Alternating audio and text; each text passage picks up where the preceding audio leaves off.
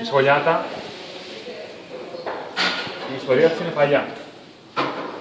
Έχει εμφανιστεί στη Γαλλία γύρω στο 1600. Πολλοί λένε ότι παρουσιάστηκε από λάθος. Ένας βοηθός έκανε λάθος και έβαλε παραπάνω βούτυρο σε μια ζύμη που ήθελε να κάνει για κάποιον πρωτομάστορα. Τέλος πάντων, η σφολιάτα λοιπόν έχει αρχαία καταγωγή.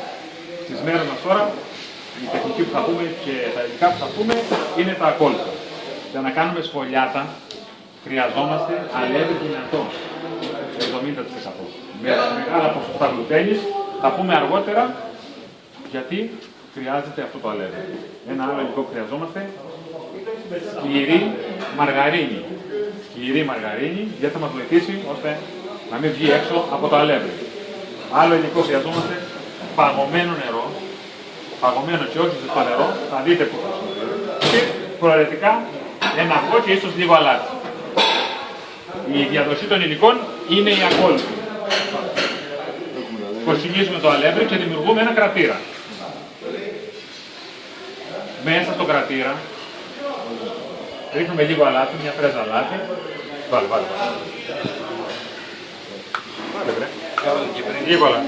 Λίγο αλάτι. Σπάμε το αυγό, που μπορεί να είναι και προαιρετικό. Και ρίχνουμε και το νερό παγωμένο. Οι ποσότητες των υλικών τις έχετε. Οπότε δεν τις αναφέρω τώρα εδώ. Η μαργαρίνη περιμένει. Θα δείτε μετά γιατί. Και κάνουμε το ζυμάρι. Όπα, αμέσως. Σκάβουμε. Έτσι. Δεν χρειαστεί νερό. Εάν χρειαστεί νερό, πάμε. Εάν χρειαστεί νερό, το βάζουμε παγωμένο. Που θα χρειαστεί, από ό,τι βλέπω εγώ, αλλά προσπαθούμε να κάνουμε ένα ζυμαράκι, όχι μαλακό, ούτε πάλι και πέτρα, ενδιάμεσα.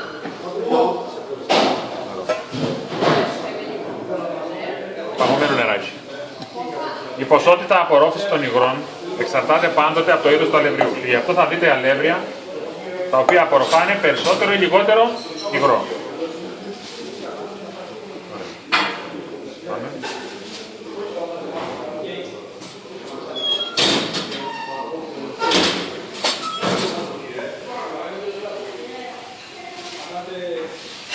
Ένα άλλο μυστικό που πολλοί την πατάνε είναι το άνοιγμα του φύλλου. Στο άνοιγμα του φύλλου πολλοί βάζουν αλεύρι και το ανοίγουν. Αυτό έχει σαν αποτέλεσμα να τραβήξει παραπάνω αλεύρι και να γίνει πάρα πολύ σκληρή. Γι' αυτό εμείς θα χρησιμοποιήσουμε νησεστέ ή κορνφλάου. Το κορνφλάου και ο νησεστές έχει την ικανότητα να μην ενσωματώνεται μέσα στη ζύμη και με ένα πινελάκι μπορούμε κάλλιστα να βγάλουμε το την περιττή ποσότητα. Πάλι πάνω στο μάρμαρο. Γιατί κινδυνεύεις από την... Πάμε.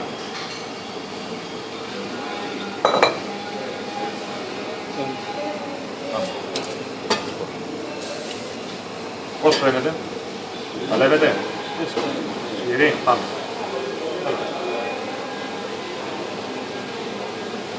Βέβαια αν είχαμε μιξεράκι, θα ήταν... θα φτιάξει.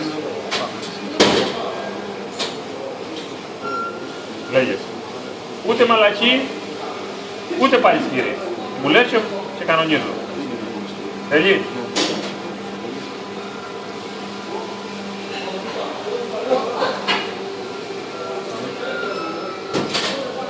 Υπάρχουν δύο είδη σφολιάτας. Η κανονική σφολιάτα και η ντεμή σφολιάτα. Η κανονική σφολιάτα είναι 1 κιλό αλεύρι, 1 κιλό μαργαρίνη σκυρί. Η ντεμή σφολιάτα είναι 1 κιλό αλεύρι, 500 γραμμάρια μαργαρίνη. Δηλαδή η διαφορά τους είναι στην ποσότητα μαργαρίνης που περιέχουν. Έχουν και άλλες διαφορές, οι οποίες εμφανίζονται στο ψήσιμο. Γιατί φουσκώνει μια σφολιάτα? Γιατί φουσκώνει μια σφολιάτα? Είπαμε λόγω του υγρού που υπάρχει μέσα στη μαργαρίνη. Η μαργαρίνη με το άνοιγμα που θα κάνουμε θα περάσει σε διάφορα στρώματα μέσα στο αλεύρι, μέσα στη ζύμη. Η μαργαρίνη τι περιέχει? Νερό ή ορό γάλακτος. Με τη ζέστη του φούρνου προσπαθεί να εξατμιστεί αυτό το πράγμα και πιέσει τι? Τα στρώματα της γλουτένης από το αλεύρι, την οποία την έχουν... στα οποία έχει σοφιστεί. Άρα λοιπόν πιέζοντας τα στρώματα του αλευριού, φουσκώνεται η σφολιά. Ωραία. Λέγε. Για να δω. Μια χαρά. Ωραία είναι. Ωραία. Λοιπόν, ακούστε τώρα εδώ. Αυτό κανονικά χρειάζεται να τη βάλουμε στο ψυγείο για να παγώσει λίγο.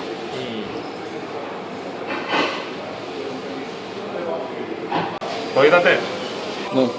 Αυτό τώρα κανονικά πρέπει να ξεκουραστεί. Πόση Να ώρα? μπει στο ψυγείο να ξεκουραστεί μισή ώρα. Μισή ώρα, έτσι. Δεν έχουμε το χρόνο σήμερα να το κάνουμε για να ξεκουραστεί το ψυγείο. Θα τα αφήσουμε λίγο εδώ και θα ασχοληθούμε με το βούτυρο.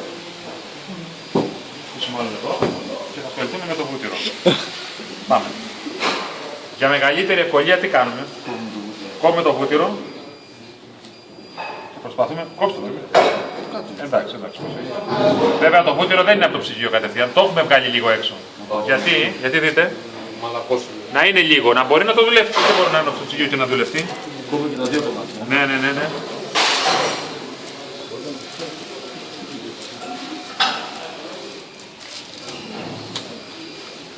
Ωραία.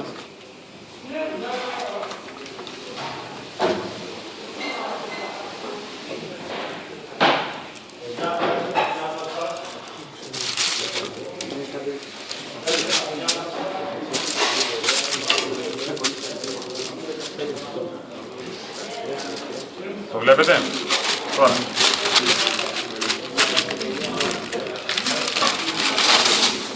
Ναι. Οπα. Εδώ. Προσπάθησε να κάνεις ένα χοντρό φύλλο, χωρίς να ενωθούν οι πλάκες, αλλά να μην γίνουν πολύ ψηλές. Ναι. Ένας άλλος εθελοντής τώρα να προσπαθήσει να δουλέψει τη σφολιάτα να γίνει μεγαλύτερη σε μέγεθος από αυτό εδώ. Δεν θα μεγαλώσει το μέγεθος του. Όσο δυνατόν το σχήμα θα βελτιώσεις και θα ενώσεις τις πλάκες. Ναι. Τούτο τώρα θα προσπαθήσετε να τα ανοίξετε και να δημιουργήσετε το ίδιο σε σχήμα φύλλο, αλλά σε μεγαλύτερη μορφή. Για να ανοίξει καλύτερα και να μην τραβήξει παραπάνω αλεύρι και να κρατήσει την υφή που είναι έτσι. Θα χρησιμοποιήσετε νησεστέ ή κονφλάου. Και με το πινελάκι θα καθαρίζετε τα παραπανίσια άλευρα. Εντάξει, ποιος θέλει να δοκιμάσει? Θέλω, Μαρία μας. Βγάλτε λίγο κορφλάου από έτσι. Με χέρι θα το ανοίξω αυτό. Όχι. Με το πλάτη. Εντάξει. Ωραία. Το βλέπετε? Ναι. Θα έρθει η ώρα του που λένε. Θα αφήνω εδώ. Πάμε τώρα εδώ. Μαρία μας. Ωραία. Κοίταξε. Τι κολπάκι ξέρουμε για να μην έχουμε αυτό το πράγμα? Το εταμί. Ποιο είναι το εταμί? Πάει ένα, θα φέρει ένα εταμί. Εσύ που τώρα έγραψες λάθος. Δες εδώ. Κοίταξε αυτό το πράγμα. Κατάλαβες? Εκεί είναι οι περισσότεροι που την πατάνε. Εκεί την πατάνε περισσότεροι γιατί βάζουν αλεύρι. Το αλεύρι δεν μπορεί να κάνει αυτό που κάνει το κορφλάου. Ενσωματώνεται στη ζύμη και γίνεται σκληρό το ζυμάρι. Και η σφολιάτα δεν μπορεί να αναφουστεί όπως πρέπει. Ενώ τώρα θα δεις τι θα κάνει η Μαρία. Πάμε. Έχει στο μυαλό σου πάντως, Μαρία, το σχήμα του βούτυρου, αλλά σε μεγαλύτερη μορφή. Τρίβει τα φλάκια, πες το. Εγώ ζωρίστηκα το διαλέξω. Το κολπάκι που λέγαμε. Δες. Όχι. Περίμενε. Πάμε. Όχι, δεν χρειάζεται. Θα σε βοηθήσει να τα ανοίξεις. Θα σκουπίσεις μόνο όταν είσαι έτοιμη.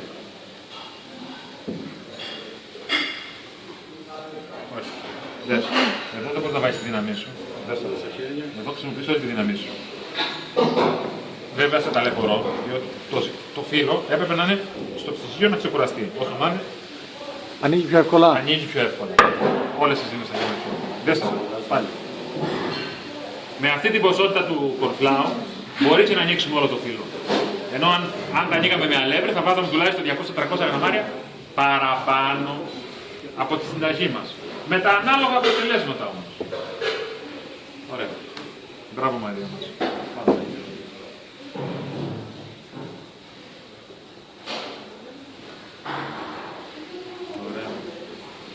Είδατε τι κάνει το κορφλάου.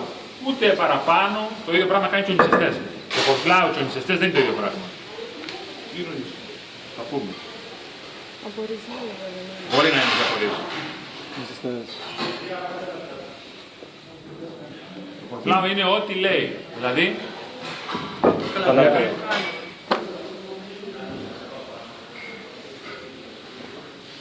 Ωραία Μαριό, άσε να σου δεις από εδώ. Μπράβο. Ναι, όχι, και θέλει και ξεκούρασμα. Και θέλει και ξεκούρασμα το ζυμάρι. Αν είναι ξεκούραστο, δεν κάνει αυτό που μαζεύει. Το μάζεμα ή απλά ανοίγει πιο εύκολα. Όταν είναι ξεκούρασμα, ανοίγει πιο εύκολα. Απλά. Σε βλέπετε. Ναι. Για να δούμε το κουτί. Όχι, θέλει.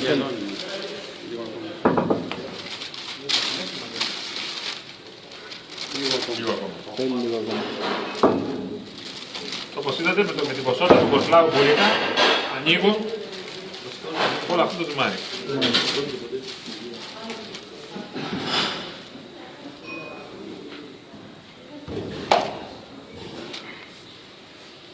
Έτσι θα αναπαραγυρίζουμε μεριά.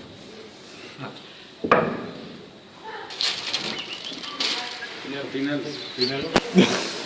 Κοιτάξτε εδώ. Το βλέπετε. Ναι. Κοίτα το πως φεύγει.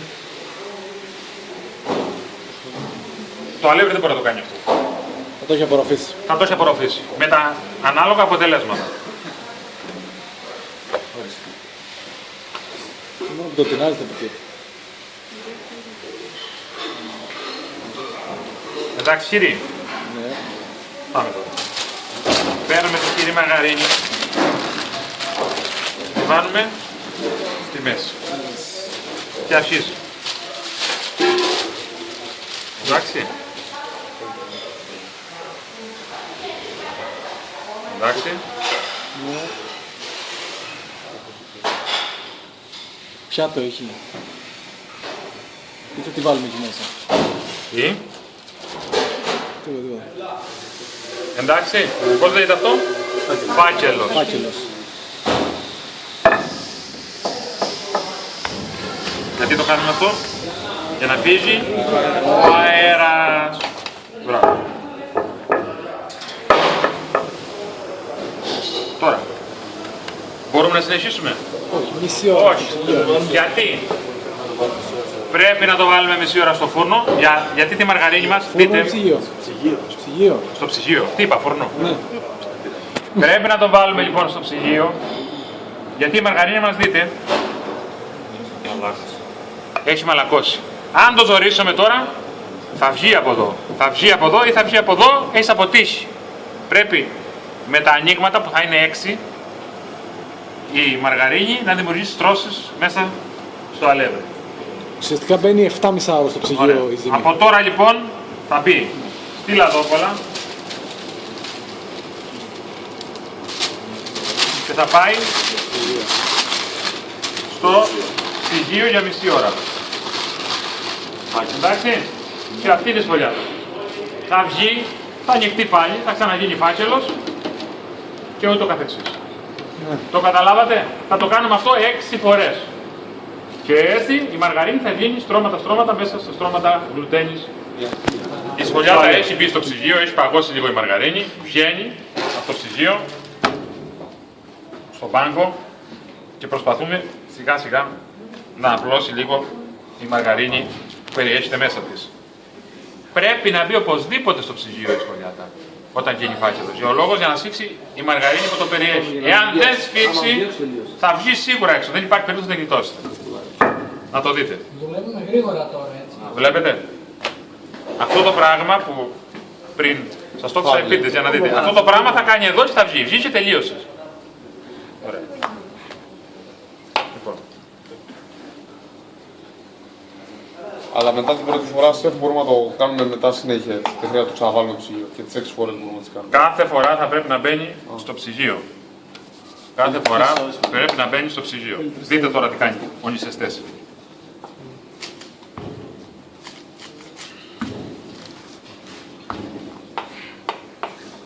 Δέστε. Το βλέπετε. Αν ήταν αλεύρι, δεν θα έφευγε. Δεν θα έφευγε. Ωραία. Συνεχίζουμε.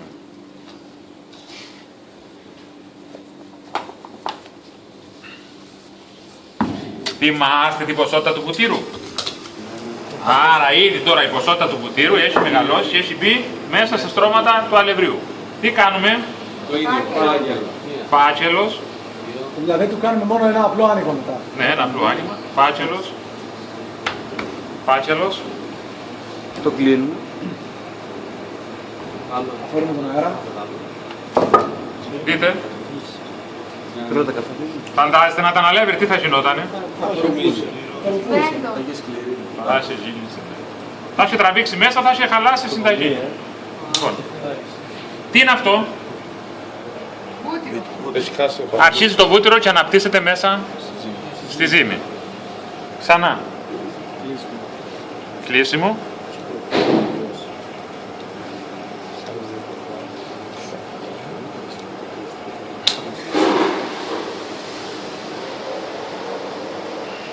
Και μετά έτσι.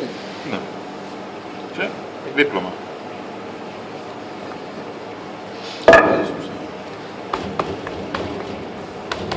Γιατί? Για να φύγει ο πολύς αέρας. Πολύ κορφλάω. Κάνουμε εδώ. Και τι σημαίνει αυτό? Μία φορά άνοιγμα. Την άλλη φορά θα ξανακάνουμε δύο. Για να θυμόμαστε πόσες φορές την έχουμε ανοίξει. Και πού πάει τώρα? Για μισή φορά. Πάρτε την, ψυγείο.